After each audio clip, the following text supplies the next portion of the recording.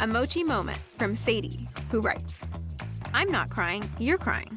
This is what I said during my first appointment with my physician at Mochi, because I didn't have to convince him I needed a GLP-1.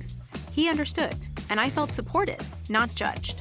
I came for the weight loss and stayed for the empathy. Thanks, Sadie. I'm Myra Ahmed, founder of Mochi Health. To find your Mochi moment, visit joinmochi.com. Sadie is a Mochi member compensated for her story. 911, what's the nature of your emergency?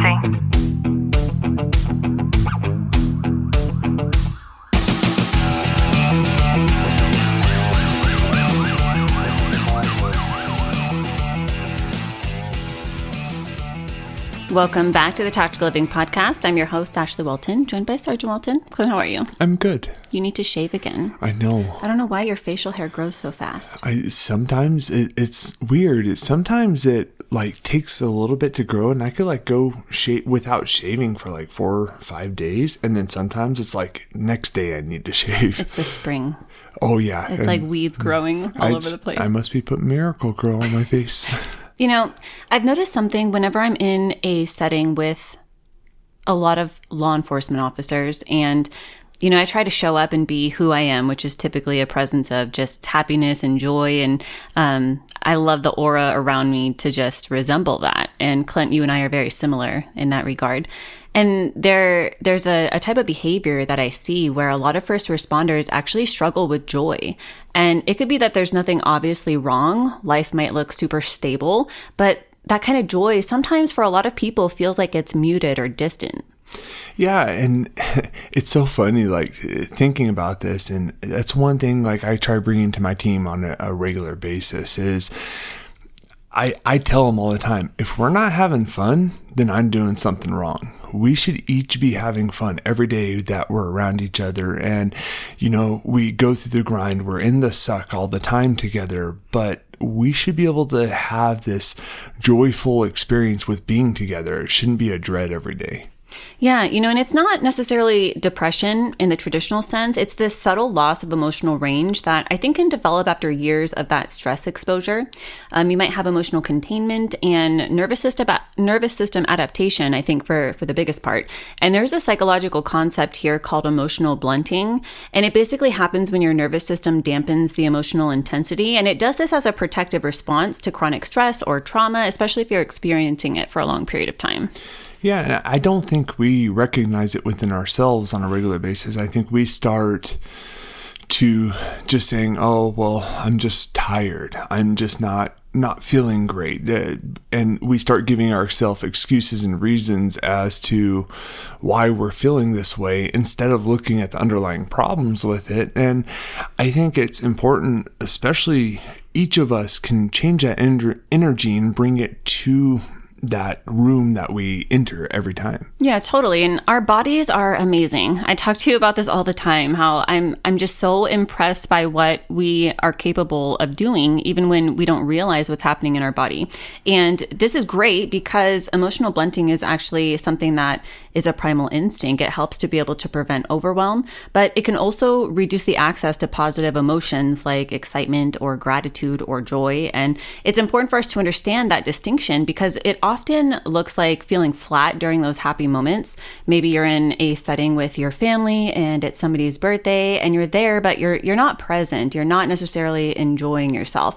And it can be even difficult to celebrate achievements. I see this happen a lot where, I'll give this example, Clint. You 2 years later had a promotion ceremony and, you know, it really sucked because I wasn't going to be in town and I asked if you wanted me to cancel my plans and you said no, and these things happen all the time and they'll just put me on the list next time, which, you know, maybe that'll be 4 years from now or something.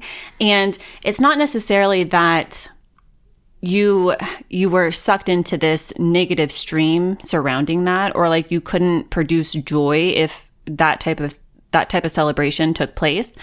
But it wasn't as big of a deal to you as it might have been maybe during the first promotion. And I think a lot of that has to do with that emotional blunting because over time, things like that have a tendency to become a little bit numbing. Yeah, I think with those promotions, because you start getting exposed to it through the different ranks, through the different achievements throughout your career, and you don't have that same excitement as you do the first time that you get it. And it's not like it's something that it's like, well, this happened, that's great. You're excited about it when it happens, but then you have those promotional ceremonies, you have those celebrations for your partners who've gotten promoted, where it's kind of like you learn for it to be an expectation instead of something new and exciting. For a lot of people too, emotional blunting might look like a loss of your hobbies or connection, or even feeling like you're present, but you're not necessarily engaged, and then guilty because you don't feel more grateful than you think you should. Yeah, I just had a conversation with someone when it comes to this, and I was, talking on a personal level with him, and he goes, apart from what I'm doing day in and day out and being busy with work all the time, I never have time to take for hobbies, for anything for myself, because I keep myself busy all the time. I'm like, well, it's important to take that time for yourself. I don't care if it's sitting at home playing video games. I don't care if it's going to the beach and just spending a few hours just decompressing. The analogy that I have for this, if I was in that conversation with this individual, would be something along the lines of when we have our first job that offers us the ability to contribute to retirement. And you hear people say it all the time, like, just dump $100 in there, a check, and you're not going to notice the difference because you're going to get used to that $100. And the same is to be said when you allow yourself 30 minutes a day to do that one thing, right? You have that 30-minute dump, and at first it feels wrong because it's a change, but eventually it's just going to become habitual. And then you're going to realize, just like with that money growing, the way that time contributed to yourself is going to add to the overall quality of your life. Yeah, and I think I always reflect back on, throughout my career with different presenters I've seen, educators I've seen, and I remember Ron Kaufman came to our city and gave like a motivational type speaking thing, and the more and more we normalize something that's exciting and new, it stops becoming exciting and new for us, but it starts turning into that habit. It starts turning into this expectation that we start having with one another.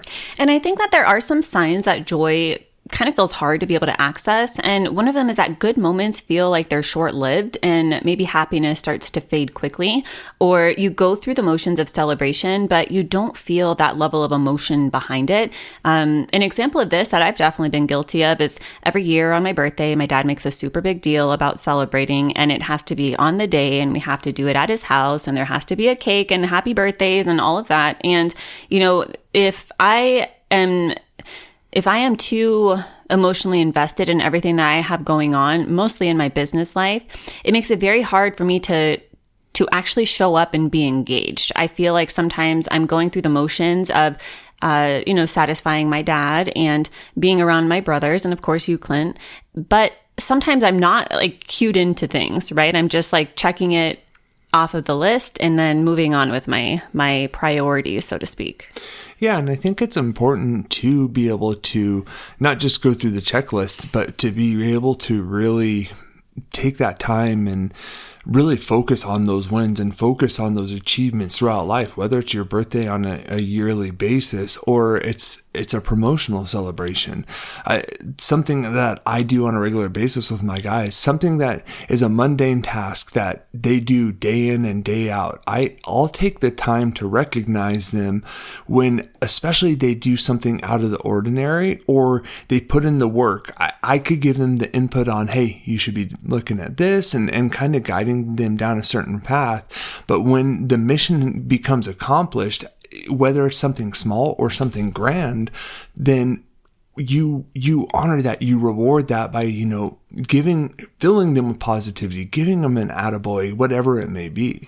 There are a lot of ways to reconnect with joy without feeling like you're forcing it. And I think the first is to understand that joy actually requires safety. Your nervous system has to feel safe in order to be able to expand. So in that example I gave with my birthday, a way for me to be able to put in the emotional work, to be able to actually enjoy myself and to experience that joy during those birthday celebrations would be for me to say that there's a segment of my life where I'm going to be showing up somewhere other than where I believe that I should be to be able to contribute to my business and make money and so forth. But I'm not taking away from that by physically going and doing something else. I'm actually contributing to it, because if I am physically there and I'm experiencing that joy and that love and, just remembering the things like being thankful that I still have this, right? A big part of that is not having my mom anymore. So being thankful that I still have my dad and my brothers and you, Clint, then it allows me to be able to change my perspective to where I'm pouring into myself.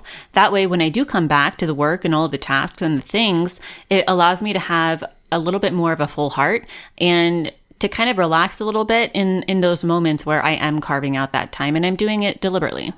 Absolutely. And filling up our own cups is something that we need to do on a regular basis. And that's the perfect example for it. Because if we're not filling up our own cups, no one else is going to be able to fill that up for ourselves. Totally. I hope you've gotten some value out of today's episode. If you have, do us a favor, drop a review, subscribe down below. And as always, know that I'm sending you a long, tight hug from my home to yours.